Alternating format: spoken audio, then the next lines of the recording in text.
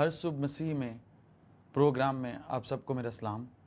आए हम खुदा उनके कलाम में से आज सुबह देखेंगे कि खुदा ने आज हमारे लिए खुदा के कलाम में से क्या बरकत, क्या ब्लेसिंग रखी है और कौन सी आयत खुदा ने आज हमें दी है जिसके वसीला से आज हमारी बरकतें हमारी ज़िंदगियों में होंगी।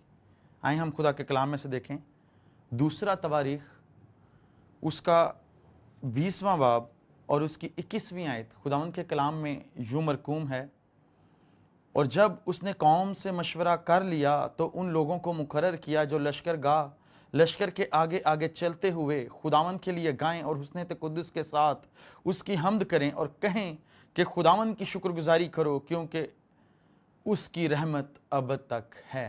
आमीन। खुदावन के कलाम के पढ़े और सुने जाने पर खुदावन की बरकत हो। तवारीख की किताब जब लिखी गई तो उस वक्त बनी इसराइल दो हिस्सों में तकसीम थी। 10 कबीले एक तरफ थे और 2 कबीले जो थे यहूदा का कबीला और बनियामीन का कबीला, ये एक तरफ थे। और उस वक्त ये किताब तहरीर की गई क्योंकि उस वक्त बनी इसराइल गुलामी में थे और इस सबब से बनी इसराइल मुश्किलात में, प्रॉब्लम्स में थी और बहुत सारी 2 कबीले जो थे सिर्फ ये आज़ाद थे और 10 कबीले जो थे वो अलहदा थे।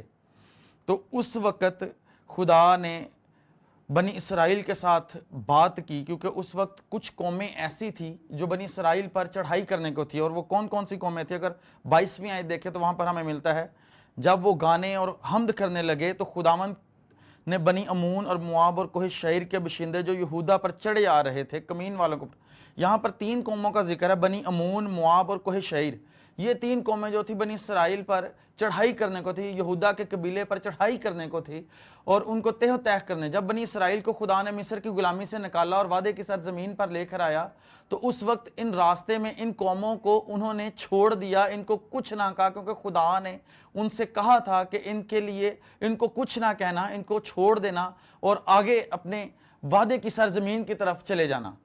तो इसीलिए उन्होंने इनको छोड़ दिया। लेकिन कुछ देर के बाद ये कौमों ने उस पर चढ़ाई कर दी और खुदा उनको क्या बताता है कि मुश्किल हालात में, प्रॉब्लम्स में हमें कैसे चलना है। खुदा ने जो उनको मुश्किल हालात में, प्रॉब्लम्स में बताया वो ये था।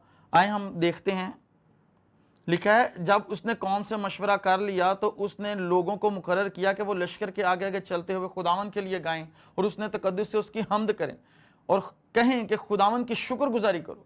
उस वक्त जो कहा खुदा ने ये बात थी कि शुक्रगुजारी करना।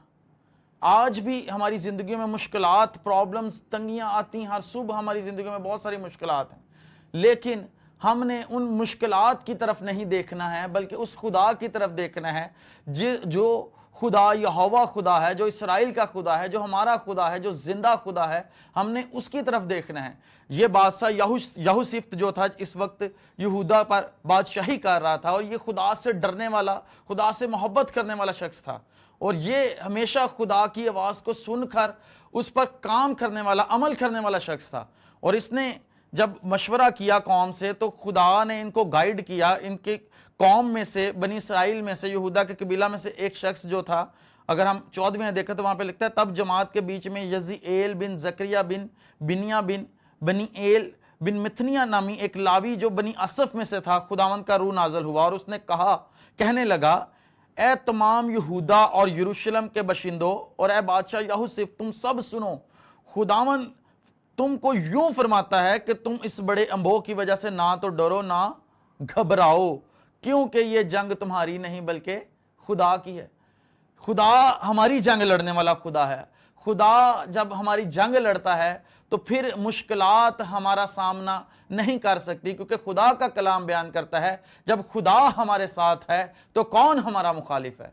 इसलिए जब खुदा हमारे साथ है तो कोई भी चीज हमारे आगे ठहर नहीं सकती है, क्योंकि खुदा वादों में सच्चा है। उसने कहा, जहां टिकेगा तेरे पांव का तलवा वो जगह मैं तुझे दे दूं। जब हम खुदा के साथ खड़े हो जाते हैं, जब हम खुदा पर ईमान लाकर अपनी मुश्किलात का सामना करते हैं तो खुदा हमें जोर बख्शता है। खुदा हमारी जंग आप लड़ता है। जैसे खुदा ने इस वक्त यहूदा के कबीले के साथ खड़ा होकर उनकी जंग लड़ी और खुदा ने उनको क्या कहा कि तुमने क्या करनी है, हम्द करनी है और शुक्रगुजारी करनी है। जब शुक्रगुजारी करेंगे तो शुक्रगुजारी के वसीला से बंधन टूट जाएंगे और लिखा है 22वीं आयत में, जब हमने देखा कि जब लिखा है कि वो हमद करने लगे और हमद के गीत गाने लगे, तो बनी मून और मुआब और कोई शहर के बशिंदों पर जो यहूदा पर चढ़े आ रहे थे, किसको बैठा दिया? कमीन वालों को। सो वो सब मारे गए। खुदा ने एक नई कौम को उनके बीच में ला खड़ा किया और उसने उन सब को त्योतैख कर दिया। और बनी इसराइल सिर्फ पहाड़ पर खड़े होकर, उस चोटी पर खड़े होकर शुक्रगुजारी कर रही है, हमद कर रही है।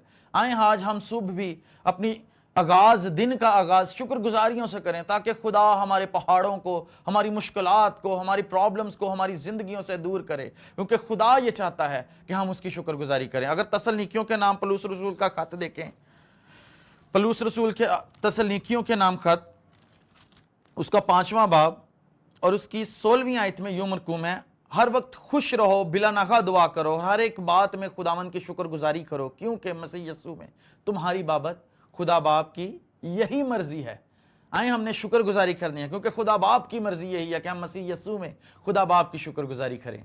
शुक्रगुजारी के बारे में एक खुदा का खादम ऐसे बयान करता है कि शुक्रगुजारी ऐसे है जैसे जब सूरज की किरणें पानी पर पड़ती हैं तो वो बुखारात बनकर आसमान की तरफ जाती हैं, और जब ठंडी होती हैं, ठंडी होकर वो बारिश की शक्ल में, बरकत की शक्ल में दोबारा हमारी जिंदगियों पर आ जाती हैं।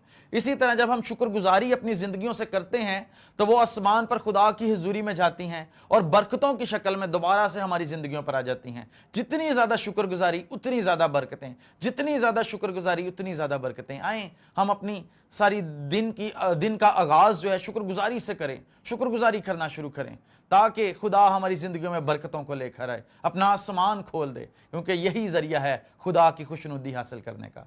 मसीह यीशु में आप सबकी सलामती हो।